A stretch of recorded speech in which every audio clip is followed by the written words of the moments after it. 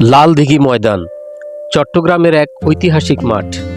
এই মাঠে ও পলক গ্রাউন্ড মাঠে শহীদ আল্লামা দেলোয়ার হোসেন সাঈদী সাহেব দীর্ঘ ২৭ বছর পবিত্র কোরআন থেকে তাফসীর করেছেন।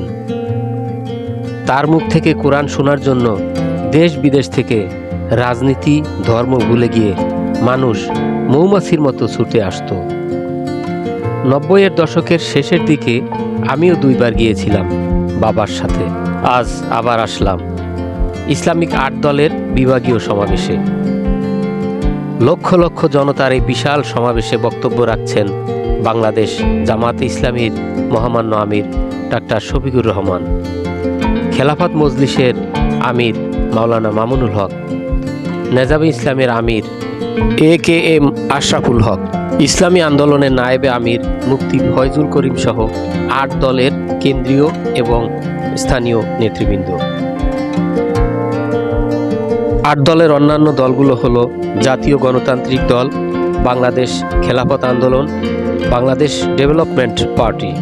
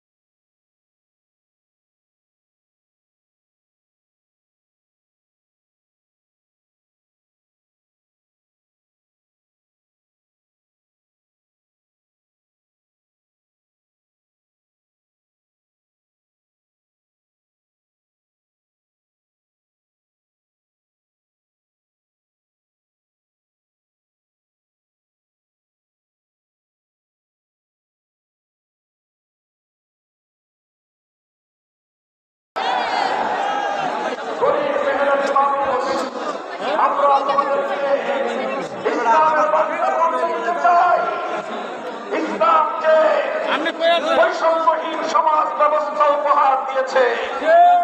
বিশেষ করে অর্থনীতির ক্ষেত্রে ইসলাম যে সুষম বন্টনের অর্থ ব্যবস্থা উপহার দিয়েছে।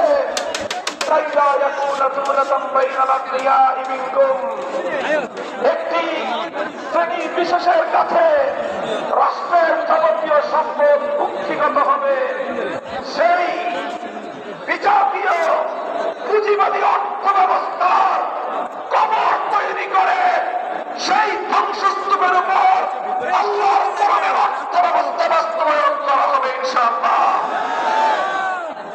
আমাদেরকে বিগত দিনগুলোতে শুধু উন্নয়নের গল্প শোনানো হয়েছে। উন্নয়নের গল্পে একটা